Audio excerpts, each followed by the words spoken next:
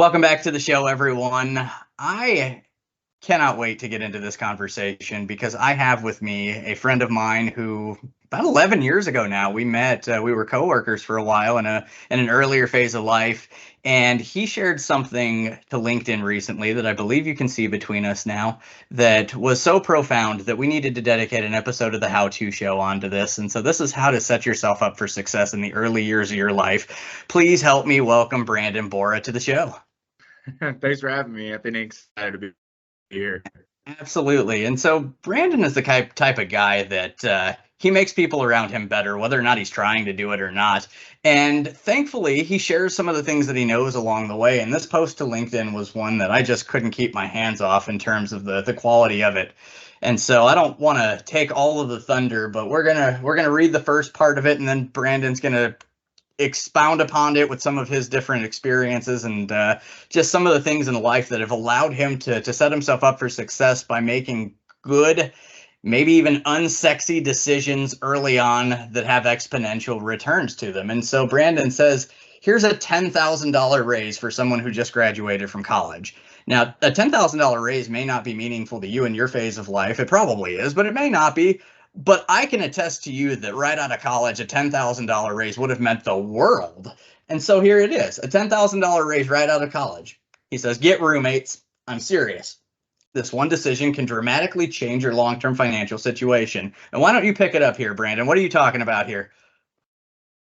Yeah. So I just think about that. Out of our overall expenses, the number one expense is roughly 33% of our household income is typically our living expenses. So if there's a way to cut that out, you can move all of that savings into investing, and that one decision alone can set you up for financial success. They always tell you to save, call it 10, 15, 20% of your income. Well, if you can take 33% of it and erode that down to 0, 10%, 15%, then just taking that delta or that difference right there and investing it will automatically set you up for success far more than anything else can. And the thing that I like about the most is it takes very little effort. And when you talk to the average person who just graduates college, if you were to ask them how they can make $10,000 more a year, it's usually something about some side hustle where they're spending a ton of hours or working extremely hard at their job. And this one I just feel is so practical from the standpoint of it takes very little effort, and it's about really just existing with someone else. And that should be something that can be even enjoyable, unless your personality is terrible. It should be something that should actually be embraced as opposed to repelled. Yeah, several different pieces to unpack there, and I think we'll do it step by step. And so you continue on this post. Let's math it up. The difference between a one-bedroom apartment, a three-bedroom apartment in different areas of the country, it might be different, but realistically, probably $1,000 or so in general sense, unilaterally across the country, and that doesn't even include the opportunity to split utilities. And so it really can be $10,000. And you go on to at least make the justification for that person that says, I don't get along with roommates, or I just want to live alone. And to that, I can appreciate the thought, but the exponential impact of this discussion is worth thinking about it again. And you said it so elegantly a moment ago, having an opportunity to successfully coexist with other people, quite honestly, that's what the world is all about. And, this phase of life, when you start to think about it, it's that early 20s. And realistically, if you were in some sort of a college situation, or even if you're straight out of high school looking at this, never in your life have you likely lived alone. And so I could even make the argument that living alone would be more of a stretch in your experience of personal growth than living with roommates would be. And so if you can have community, have other people around you, have ideas to bounce off of, effectively do life with these people without necessarily getting too tied up with them, and just be able to save an exceptional amount of money. So Brandon, tell me, is this your experience, or are you prophesizing here? This is exactly my experience. So right out of college, we were looking to save as much money as humanly possible. So we had two roommates. We actually got a place that was 2-bedroom, 1 den. So it was able to be, it was actually marketed as a 2-bedroom, but we had 3 individuals. So we were able to split. And I know this is going to make people nauseous, but at this point in time, it was $750 a month. So we split that 3 ways. because we had one individual who was willing to live in the den. So we were able to have very, very low living costs at that point. And kind of what happened next was I was doing some math. I can't remember exactly what I saw on purchasing a house, but I recognized that it was roughly at that time the same cost to buy a house as far as the monthly payment versus what I was actually paying in my mortgage. And then it dawned on me that, well, if these two individuals that I'm living with would pay the same amount that they're paying now, even though I maybe wouldn't even completely net, it still would be less, and I would have my own home and would be able to, start building equity. So that was kind of my first to step into it. I went to Chase at this point in time. I was going to the bank, and there was a first-time home buying seminar that was on the bulletin board. And so I made note of the time, and ended up going there a couple days later. And as fate would have it, one of my old bosses when I worked at Buckle in Fort Wayne was the man who was given the presentation. So he ended up being my realtor. So then I ended up buying this first house, and I knew that I wanted to buy somewhere that was kind of in the up and coming area. And at this point in time, this was Fishers, and mind you, this was 2011. So it wasn't what it is now, where you see all the new mixed use developments.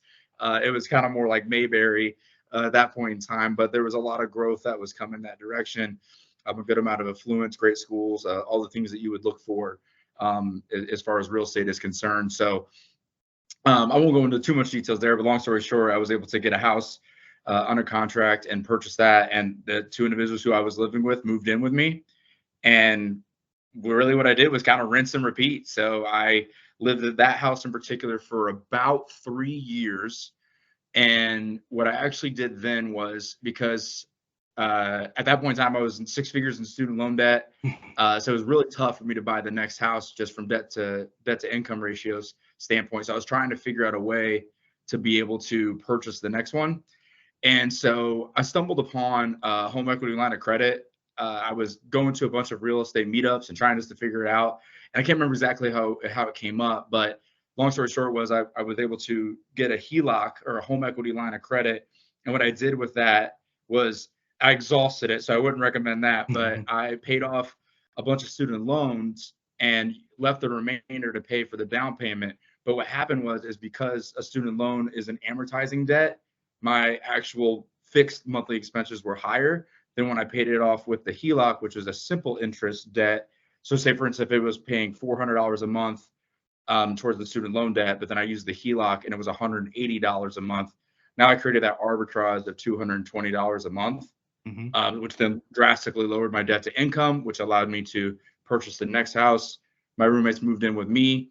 I rented out the house before, and I did that 4 times. But I lived with roommates my entire life, from when you're a kid, and had roommates all the way up until I got married.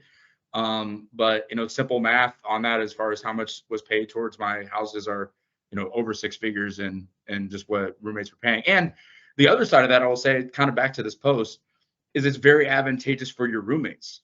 So they were paying me fixed amount. I was taking care of all utilities, but they were paying less than they would be paying somewhere else. So it really helps everyone, and we're all saving money on the monthly. So it's not just hey, the landlord, or hey, the person buying the house is saving. It's definitely very advantageous for all parties. So you kind of a reverse house hacking from that perspective.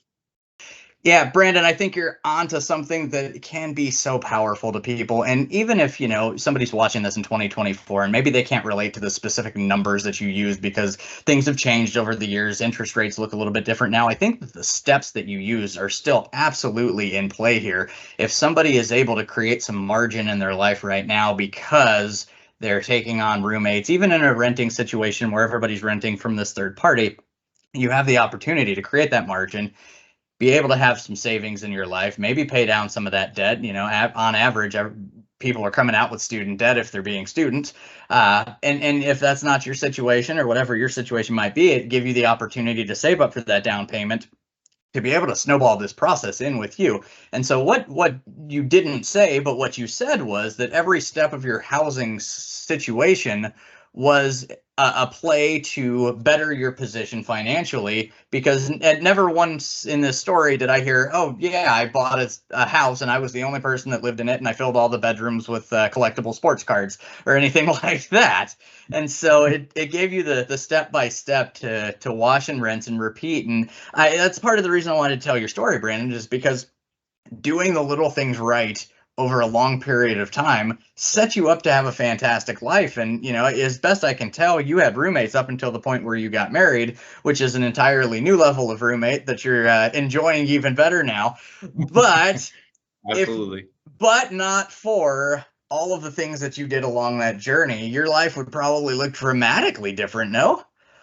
Oh my gosh, yeah. I mean, it changed everything in my life. Honestly, the very first house changes everything from the standpoint of being able to get that HELOC. That was really what snowballed everything else, and just being able to have the roommates.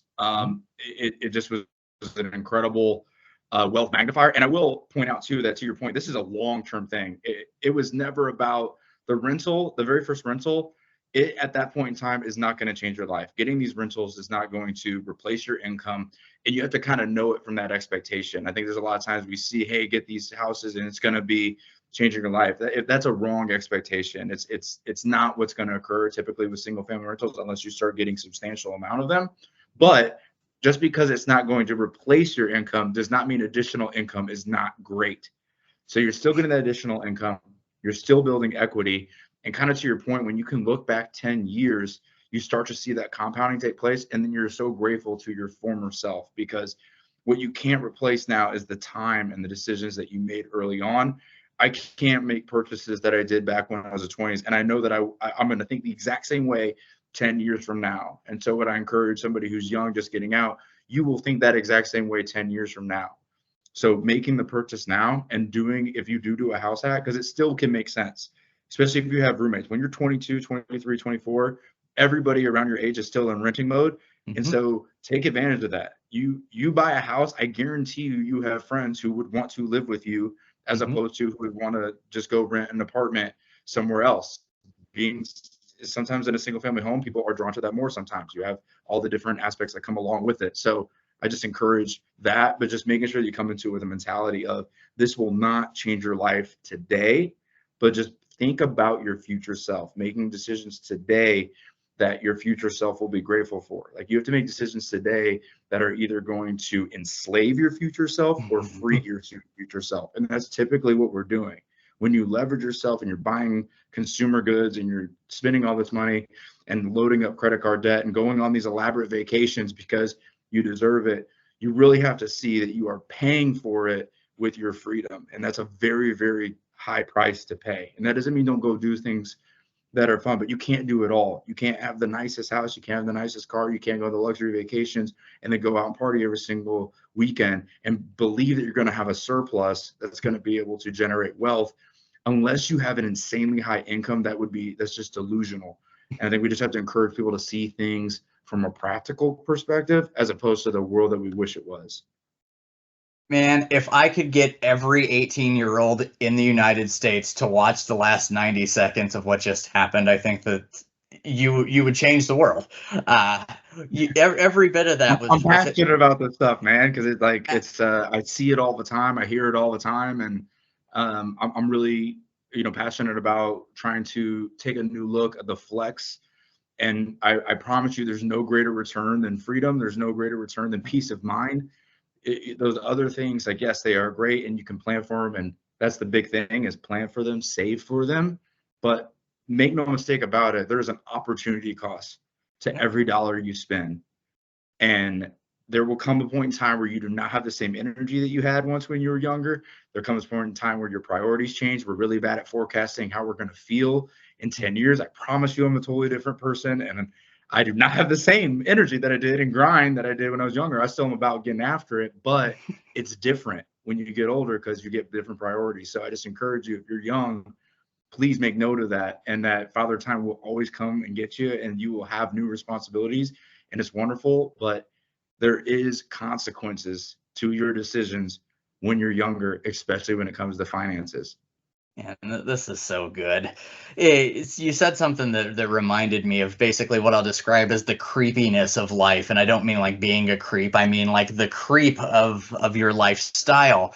And I heard somebody suggesting that maybe the peak time to go on these elaborate, foreign vacations was when you were younger, so that you would be comfortable staying in the hostels that only charge $10 a night American, as compared to 15 years later when you are used to having that king size bed and that private room and everything about it. And I'm not going to go pro or con on the travel, but I want to relate that back to the housing situation and exactly the circumstances you find yourself in.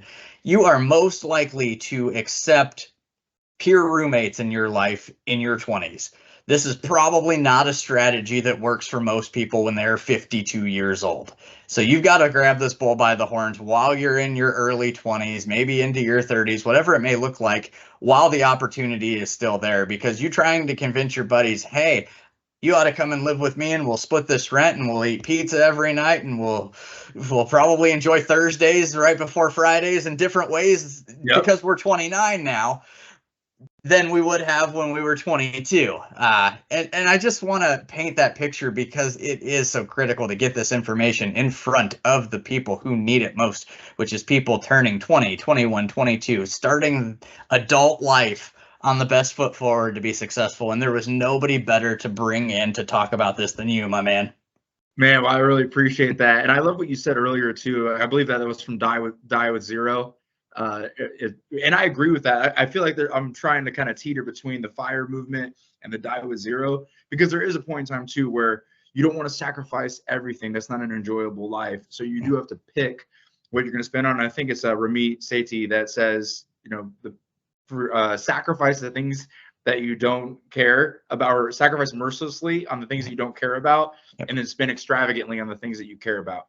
And the biggest component of that is you really need to sit down and know yourself and have some self-awareness and say, what brings me actual joy? If it really is the vacations, then good. Spend elaborately on the vacations. But then maybe you need to buy a less expensive car, and maybe you need to live in a less expensive area. Or you're like, I have to have the best looking place. But then maybe you need to sacrifice not going on vacations as much. And maybe there's just different seasons of that, but you just got to be intentional. I think that'd be the key word of making sure that you know where you're allocating and then understanding the time horizon that you'd be okay with. Some people are trying to get financial independence in 30 years, and that's going to create a lot of sacrifice early on, but that's okay if that's what you want. Others, it's okay, I'm not going to sacrifice as much, but my time horizons may be more 45 years old. And I think it's just important to know where you are and where you stand in that equation, and really, really dive deep on your own temperament. Because I think a lot of times we're looking for that silver bullet. And a lot of times when people are coaching, or especially financial coaches, is what they can't do is do it all for you. They can guide you, but the reality is they don't have your temperament. They don't know all the experiences that you have intimately, and they don't know what's going to cause you to not sleep at night and the peace of mind. And so there is really a trial and error to this, and trying to kind of figure out what works best for you. And then if you're trying something, you change a variable and be like, that's not really working for me, and I'll change this. And then you can kind of piece it together, and then you create a really healthy life. But you can't get it all in one day. And I think that's the big thing, is just play on offense, take some action, try to invest in something. And then if you don't like it, that route doesn't work for you, go ahead and pivot. But you can't just do nothing. That is the most risky thing, is to not think at all about your finances. I think Morgan Housel says the two things that care about you, whether you don't care about them, is health and wealth. You have to care about those. Like, those are things that, like, you can't just say, I don't know. It's incumbent upon you to be able to take the responsibility to learn about finances and learn about your health, and then implement strategies that you get, and then see if those work. Absolutely, my man. And this episode is so long overdue. Glad that I could bring you on to share your wealth of knowledge in a couple of different areas. The main two takeaways from this episode, folks. Number one, think about getting roommates. Number two, figure out what lights you up, spend lavishly on that, and consider what is outside that sphere as your opportunities to create that margin in your life. Brandon, talk to me for a minute. I've got to get you back on the show for other topics. Are you going to be okay with that? 100%, man. And this was wonderful. I always love chopping it up with you. We always have really good conversations, and looking forward to more of them. Yeah, absolutely. I've been the beneficiary of several conversations with you over cups of coffee, breakfast sandwiches, you name it. And I feel like I owe it to the world to share you a little bit because you're an untapped resource of a wealth of knowledge. And so if you're with me at this point in the video and there's something that you want me to cover with Brandon, leave me a comment down below and I'll make sure that we get that into the next video that we do. But for that, Brandon, I appreciate you joining me on this episode of the show, man. Appreciate you too, brother. Eddie.